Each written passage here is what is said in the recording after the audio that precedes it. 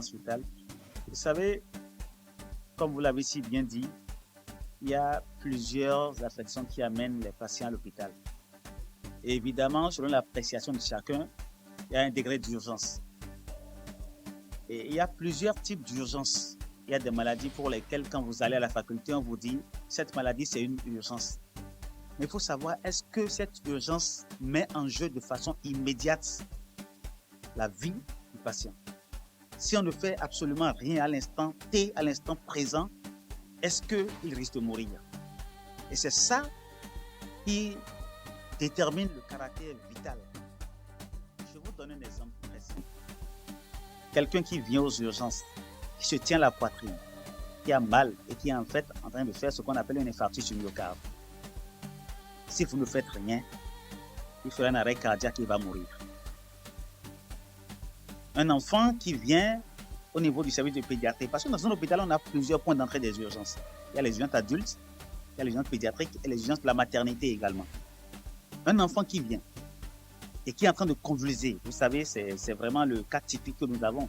Un enfant convulse, c'est impressionnant.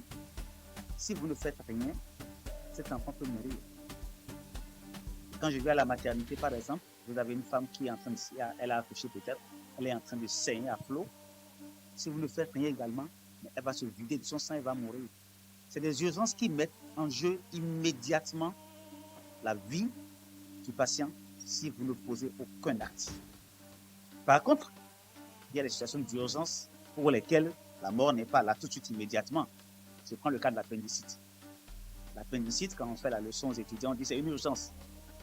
Mais elle n'est pas vitale parce que là, c'est pas aussitôt qu'on a le diagnostic d'appendicite que ça va tuer la personne tout de suite. Non.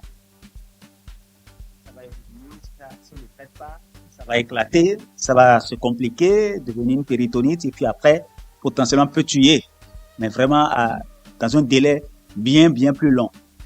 Donc c'est pour ça que nous avons focalisé l'attention, le président a focalisé l'attention sur ce qui peut tuer tout de suite si on ne fait absolument rien dans une structure sanitaire. Je prends l'exemple du CNHU. Vous allez au CNHU aujourd'hui, vous avez un souci de santé. Quand vous arrivez, vous pressez quelque chose qu'on appelle passage, qui est en fait ce qui permet d'avoir accès, la consultation plus l'accès aux premiers soins. Et vous allez faire les formalités pour ce passage, et c'est après ça que vous prenez les médicaments de première pour prendre un abord veineux et consort pour qu'on vous soigne. Ce qui va changer aujourd'hui, ce qui est en train de changer, c'est qu'au niveau du service des urgences aujourd'hui, là, tout de suite là, il y a une série de médicaments qui ont été identifiés par rapport à ce qu'on peut déterminer comme urgence vitale. C'est pas une masse. Mais tous ces médicaments-là sont disponibles dans une armoire au niveau du service des urgences. Si c'est pas une armoire, pour le moment, pour ceux qui n'ont pas d'armoire, c'est dans un dispositif qui est là. Donc, dès que le patient vient, et on sait que c'est de ça qu'on a besoin, on tend la main, on prend, on soigne.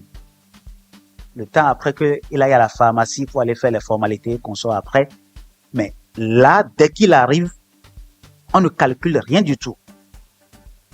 On prend ce dont on a besoin et on le soigne. Je prends l'exemple type de quelqu'un, on voulait parler de cas de quelqu'un qui fait une hypoglycémie. Vous savez, l'hypoglycémie peut tuer. Et c'est ce que j'appelais quand j'apprenais la médecine le miracle. Vous avez des gens qui viennent dans le coma, ils sont dans le coma, ils sont dans le coma, ils viennent aux urgences. Tout ce que vous avez à leur faire quand il y a une hypoglycémie, c'est de leur mettre un abord veineux et de leur mettre quelques gouttes de sérum glucosé. Mais faudrait-il encore qu'il y ait les cathéters qui soient là aux urgences tout de suite, le sérum glucosé qui soit là aux urgences tout de suite. Vous faites ça, c'est miraculeux. Il ouvre les yeux, se met à parler. Et on croit qu'il est ressuscité. Mais il faudrait que ces intrants soient disponibles là tout de suite pour qu'on les utilise. Et c'est ça aujourd'hui que nous sommes en train d'implémenter au niveau de tous les hôpitaux déjà et au niveau des centres de santé pour ce genre de situation qu'on n'attende pas. Un enfant qui convulse, il suffit d'avoir une ampoule de diazépam. Juste de casser ça et de le mettre en intrarectal, les convulsions s'arrêtent automatiquement. Je prends l'exemple d'un étudiant qui est en train de rouler et qui fait un accident. La voie publique. Il se casse l'os de la cuisse, le fémur. Et le sang des fois ça s'extériorise, le sang est en train de gicler. si on ne fait rien, il va mourir de ce saignement-là. On l'amène au service des urgences. C'est un médecin qui l'accueille. C'est le médecin qui l'accueille, qui évalue. On a des échelles d'évaluation pour apprécier le degré d'urgence. Et sur la base de cette évaluation, il détermine si l'urgence est vitale et ça permet de poser les gestes. C'est une question de seconde. Vous savez, vous ne savez pas ce qui peut vous arriver quand vous sortez de chez vous. Vous ne savez pas si vous allez avoir un accident, si vous allez tomber dans la rue, si vous allez faire une hypoglycémie. Donc ça peut arriver à n'importe quel moment. Et vous arrivez à l'hôpital, vous n'avez personne. Donc on vous soigne d'abord, vous vous réveillez après, vous pouvez avoir les moyens de régler votre facture avant de sortir. Mais il se pourrait également que vous soyez en incapacité de le faire. Et là, ce sera apprécié, ce sera évalué. Comme vous le savez, il y a le dispositif de l'assurance maladie qui est là. On sait ceux qui sont les pauvres extrêmes qui bénéficient gratuitement du panier de soins de base. On va évaluer pour voir si vous êtes éligible à ça. Et si vous n'êtes pas éligible à ça, avec l'administration, on s'entend avec vous, si vous n'arrivez pas à payer, pour que vous puissiez déterminer comment vous allez régler la facture après. Mais sur la question du paiement, quand vous avez le PALU n'est pas une urgence vitale. Vous êtes à l'hôpital, vous payez votre consultation et vous êtes soigné. Quand je prends l'exemple du centre que vous avez cité, c'est un centre de santé qui a été médicalisé. Il y a un médecin qui consulte là.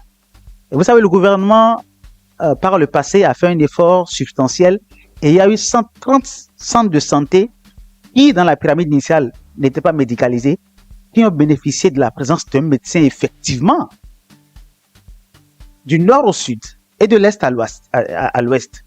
Et quand un médecin consulte, le prix de la consultation, ça augmente un tout petit peu.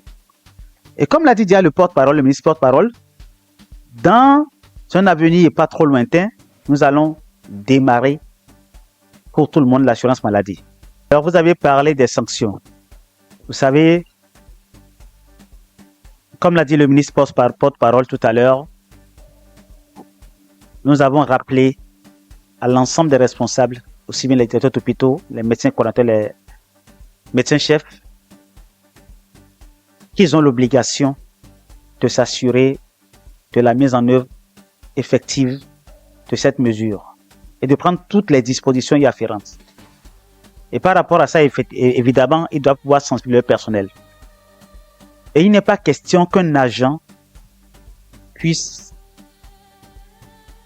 de par, je ne sais pas trop, ses convictions ou autres, entraver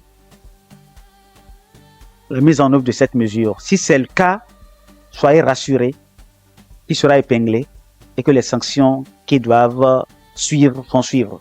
Par ailleurs, pour la population, votre numéro est toujours ouvert. Le 01 91 44 44 44. Un message audio WhatsApp, un message écrit WhatsApp, signalez et vous allez avoir la suite. L'État rend l'enseignement primaire public progressivement gratuit. Nous avons déjà acté la gratuité depuis de longues années maintenant, avant même le président Talon. Ensuite, la gratuité du premier cycle du secondaire a été actée pour les filles. Donc de 6e en 3e, les filles ne payent pas de frais de scolarité. Ça concerne les frais de scolarité. Et depuis 3 ans, avec le président Talon, nous avons mis en route la gratuité pour les filles au second cycle du secondaire, de la seconde en terminale. À la rentrée scolaire 2026-2027, sur toute l'étendue du territoire national, plus aucune fille n'est à payer de frais de scolarité pour aller à l'école publique. Cela veut dire concrètement que de la maternelle en terminale, quand on est dans l'école publique, nos filles ne payent rien.